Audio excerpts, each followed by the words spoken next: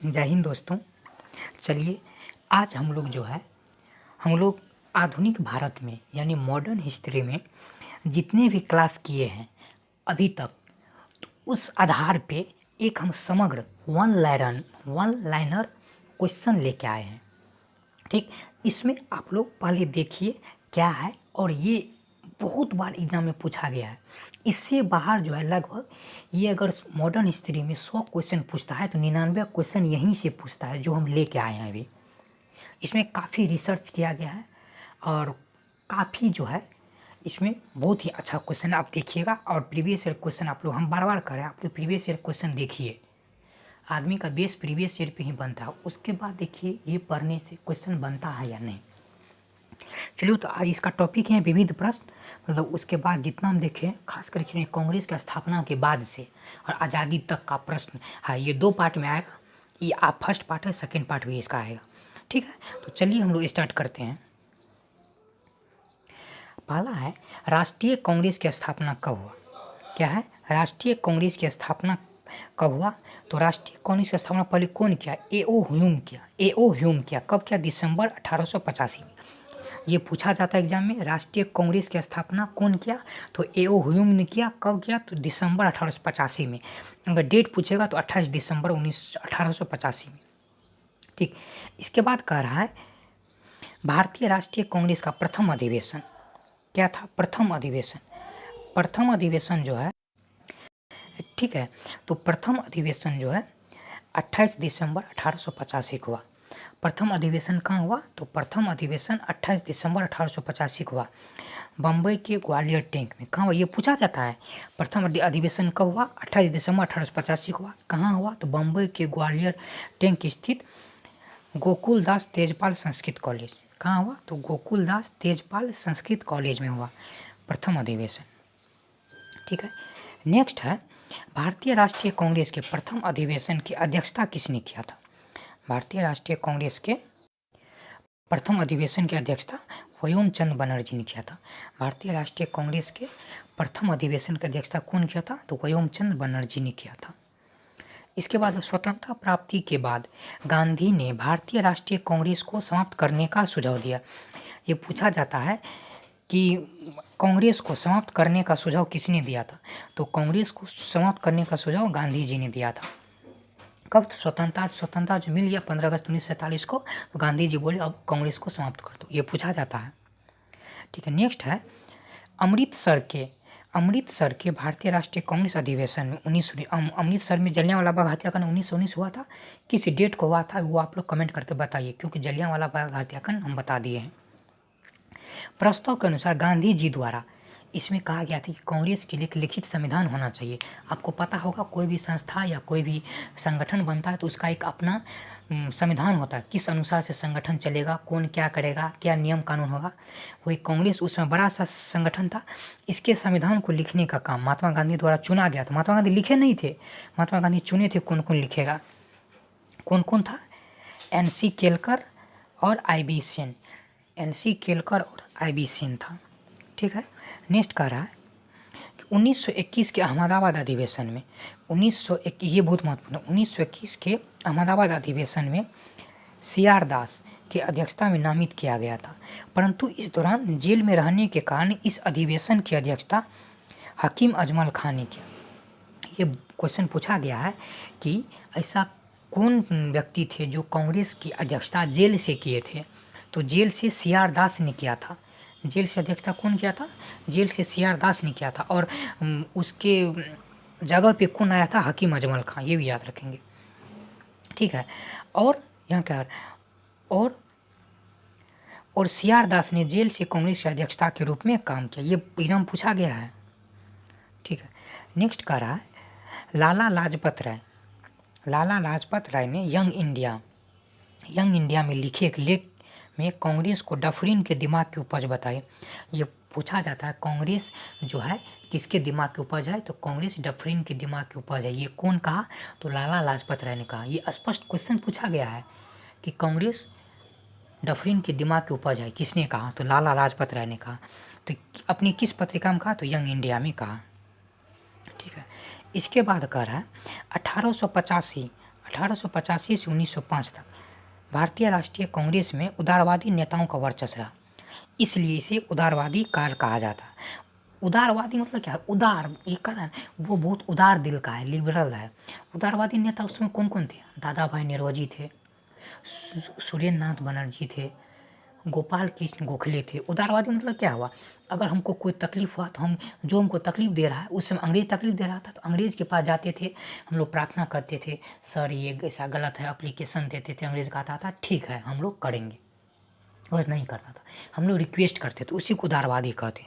तो उदारवादी पूछा जाता उदारवादी नेता कौन कौन थे, तो दादा भाई नौरोजी थे, गोपाल कृष्ण गोखले थे, सुरेंद्र नाथ बनर्जी थे, फिरोज शाह मेहता थे। ठीक है, ये नहीं पूछा जाता उदारवादी कौन है, पूछा जाता जी इसमें से गरम दल के कौन थे। तो गरम आगे बताएंगे गरम दल के कौन थे। ठीक है, नेक्स्ट कह रहा है लंदन में भारतीय राष्ट्रीय कांग्रेस के समर्थन प्राप्त करने के उद्देश्य से 1899 में विलियम बेडरबर्न की अध्यक्षता में ब्रिटिश कमिटी ऑफ इंडिया, मतलब लंदन में भारतीय राष्ट्रीय कांग्रेस के समर्थन में, हम तो अंग्रेज सरकार के विरुद्ध हम लोग प्रदर्शन कर रहे थे, तो अंग्रेज वहाँ ब्रिटेन में भी तो कोई हमको समर्थन देने वाला चाहिए ना, तो ब्रिटिश कमिटी ऑफ इंडिया, क्या नाम था उसका? British committee of India. और इसका अध्यक्षता कौन किया था? विलियम बेडरबर्न किया था। इसका अध्यक्षता कौन किया था? विलियम बेडरबर्न ने किया था। ठीक है, नेक्स्ट कार्य उग्रवादी। ठीक है, उग्रवादी या गर्म दल के नेता, उग्रवादी मतलब तुरंत उग्र हो जाता है, तुरंत गुस्सा हो जाता है। ठीक है, या गर्म दल के नेता किसको कहते हैं? तो ये कहते हैं लाला लाजपत राय को, ठीक है, बाल गंगाधर तिलक को, बिपिन चंद्रपाल को, अरविंद चंद्र घोष को। ये चार ही नाम पूछता है एग्जाम में, चार ही नाम दे देता है। निम्नलिखित में से कौन उग्रवादी नेता नहीं थे या निम्नलिखित में से कौन उग्रवादी नेता थे? ठीक है, इस चार के, यही चार तो पूछा ही जाता है। इसको शॉर्टकट है क्या? इसका शॉर्टकट है इसका शॉर्टकट है लाल, बाल, पाल। लाल से लाला लाजपत राय, बाल से बाल गंगाधर तिलक, और पाल से बिपिन चंद्र पाल। ठीक है, तो हम लोग इसको याद रख लेंगे, लाल, बाल, पाल और एक अरविंद घोष। ये चार ही पूछा, ये बहुत महत्वपूर्ण है। आप लोग को हम बार बार बोल रहे हैं, विश्वास नहीं हो रहा है तो आप लोग प्रीवियस क्वेश्चन देख लीजिए, और ये बहुत महत्वपूर्ण है।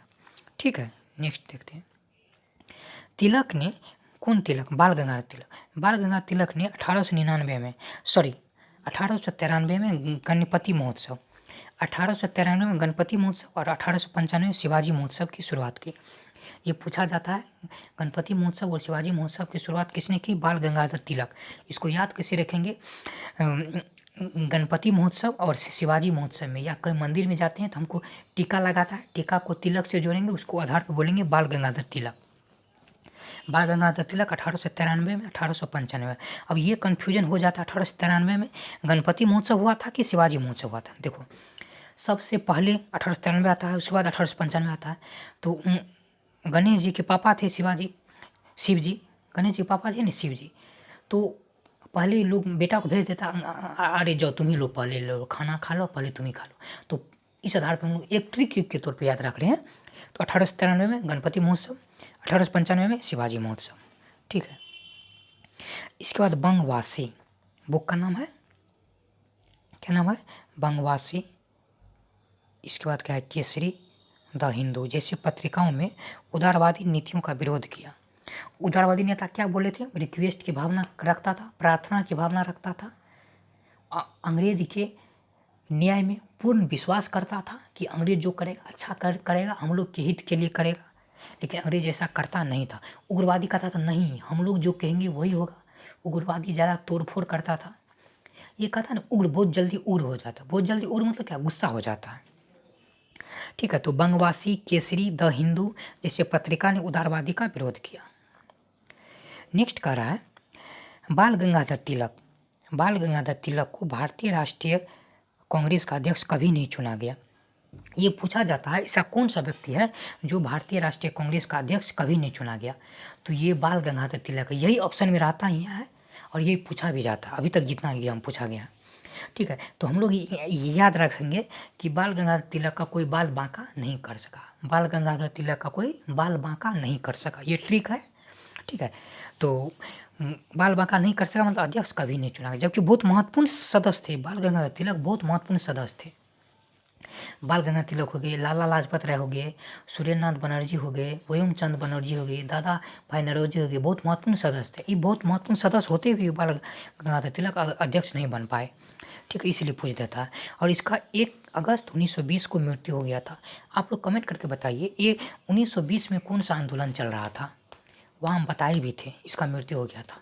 आप लोग कमेंट करके बताइए प्लीज़, आप लोग कमेंट कीजिए तब ना हमको पता चलेगा कि हाँ क्या हो रहा है, क्लास अच्छा लग रहा है नहीं, या इसमें सुधार की ज़रूरत है, ठीक है। इसके बाद है गवर्नर जनरल। इसके बाद है कि गवर्नर जनरल लॉर्ड कर्जन के काल में 1905 में बंगाल विभाजन हुआ। बंगाल विभाजन कब हुआ? तो बंगाल विभाजन 1905 में हुआ। बंगाल विभाजन कब हुआ? तो बंगाल विभाजन 1905 में हुआ। कौन किया? तो लॉर्ड कर्जन ने किया। इसके बाद है बंगाल विभाजन सांप्रदायिक विभाजन था। बंगाल विभाजन क्या था? सांप्रदायिक विभाजन था। पश्चिम बंगाल हिंदू बहुल तथा पूर्वी बंगाल मुस्लिम बहुल क्षेत्र था। पश्चिम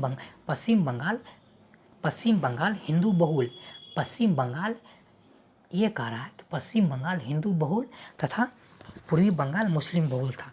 पूर्वी बंगाल जो अभी बांग्लादेश है, पहले बांग्लादेश और पश्चिम बंगाल एक ही था, जहाँ के मुख्यमंत्री ममता बनर्जी है, एक ही था ना, तो इसको इस आधार पे बांट दिया। पूरब में जो था उसको कर दिया बांग्लादेश, पूरब बंगाल जो पश्चिम में था पश्चिम बंगाल, जो ममता बनर्जी भी है। तो आप लोग को नहीं होता तो हम दिखा दे रहे हैं, मैप पे दिखा दे रहे हैं। यहाँ देखिए, आप लोग को दिख रहा होगा कि ये बंगाल है, यहाँ ये बांग्लादेश है, इसी को पूर्वी बंगाल कहते हैं। यहाँ कोलकाता है, मतलब ये पश्चिम बंगाल था। ये पहले जो है पूरा एक ही था, ये पूरा एक ही था। तो ये जो है मुस्लिम बहुल क्षेत्र है, जो अभी बांग्लादेश के नाम से जाना जाता है। और ये पूरब में हो गया ना, और ये पश्चिम है, तो इसलिए इसको जो है पश्चिम बंगाल कहा जाता है, ठीक है। ये हिंदू बहुल क्षेत्र है, अंग्रेज इसको जो है अलग कर दिया। अब दूसरा मैप में देखिए ये है बांग्लादेश, यहाँ आप लोग को दिख रहा होगा बांग्लादेश, ठीक है। यहाँ देखिए पश्चिम बंगाल, यहाँ पश्चिम बंगाल लिखा हुआ है। तो ये पूर्वी बंगाल ये हो गया था, पश्चिम बंगाल ये हो गया था। तो ये विभाजन कब हुआ? तो ये विभाजन जो है 1905 में हुआ था। अभी हम आप लोग को मैप के थ्रू बताए थे, उम्मीद करते हैं अच्छा समझ में आया होगा। नेक्स्ट है कि बंगाल विभाजन के विरोध में 7 अगस्त 1905 को बंगाल विभाजन के विरोध में 7 अगस्त 1905 को कोलकाता के टाउन हॉल में हुई बैठक में स्वदेशी आंदोलन की घोषणा हुई। कौन आंदोलन की घोषणा हुई? स्वदेशी आंदोलन की घोषणा हुई। ये पूछा जाता है स्वदेशी आंदोलन की घोषणा कब हुआ? तो स्वदेशी आंदोलन 1905 में हुआ था। स्वदेशी आंदोलन में ही बहिष्कार का भी जो प्रस्ताव था। इसमें क्वेश्चन पूछा जाता है सविनय अवज्ञा आंदोलन का तत्व किस आंदोलन में निहित था? सविनय अवज्ञा आंदोलन में क्या था? ये बहिष्कार था ना, कि अंग्रेज का वस्तु जो है कपड़ा और सबको हम लोग बहिष्कार करते थे, शराब की दुकान पर प्रदर्शन करते थे। सविनय अवज्ञा आंदोलन आप लोग देख लीजिए, वीडियो में जाके देख लीजिए, पढ़ा चुके हैं सभी। ये हम डिस्क्रिप्शन में लिंक भी दे देंगे सविनय अवज्ञा आंदोलन का, ठीक है। तो ये हो गया। तो यहाँ पूछा जाता है सविनय अवज्ञा आंदोलन का जो है तत्व किसमें निहित था? तो स्वदेशी आंदोलन में निहित था, जिसको बंगाल विभाजन कहा जाता था, ठीक है। इसके बाद है 16 अक्टूबर 1905 को 16 अक्टूबर 1905 को लोगों ने बंगाल विभाजन के विरोध में शोक दिवस मनाया। पूछा जाता बंगाल विभाजन के विरोध में कब शोक मनाया? तो 16 अगस्त 1905 को। स्वदेशी आंदोलन में पहली बार महिलाओं ने भाग लिया था। स्वदेशी आंदोलन में पहली बार महिलाओं ने क्या किया? भाग लिया, सक्रिय भागीदारी देखने को मिला था, ठीक। इसके बाद कह रहा 1916 में पूना में बाल गंगाधर तिलक ने होम रूल लीग की स्थापना की। कौन? बाल गंगाधर तिलक ने 1916 में। और इसका बहुत फेमस पत्रिका है मराठा, जो कि इंग्लिश में लिखा हुआ। पूछा जाता यही पूछ देता है कि मराठा किस भाषा में लिखा गया है, वहाँ ऑप्शन भी रहता है मराठी, तो लोग देख लेता मराठा का भाषा है मराठी दे देता, लेकिन गलत है। मराठा जो है पत्रिका, मराठा पत्रिका इंग्लिश में लिखा गया। मराठा पत्रिका किस में लिखा गया? मराठा पत्रिका इंग्लिश में लिखा गया, और केसरी पत्रिका मराठी में लिखा गया। केसरी पत्रिका मराठी में लिखा, ये दोनों पत्रिका बहुत फेमस है, जो बाल गंगाधर तिलक के द्वारा लिखा गया है। मराठा पत्रिका अंग्रेजी में लिखा गया, केसरी पत्रिका मराठा में लिखा गया। ठीक है। Last but not least, Commonwealth और न्यू इंडिया का स्थापना पत्रिका न्यू एनी बेसेंट ने किया था। कॉमन इंडिया और न्यू इंडिया एनी बेसेंट ने किया था। ठीक है, तो उम्मीद करते हैं आप लोग को पहला पार्ट समझ में। आप लोग को बार बार बोले ये देख लीजिए, प्रीवियस ईयर क्वेश्चन के आधुनिक भारत से क्वेश्चन देखिएगा। ठीक है, देखिए इसमें कितना मिल रहा है उसका। अगर आप लोग को पसंद आया होगा तो कमेंट कीजिए और हमको बताइए इसमें क्या इम्प्रूव करने की ज़रूरत है। ठीक है, कल हम नेक्स्ट पार्ट लेके आएंगे इसी का। ठीक है, तब तक के लिए बाय बाय, धन्यवाद। आप लोग अपना ख्याल रखिए।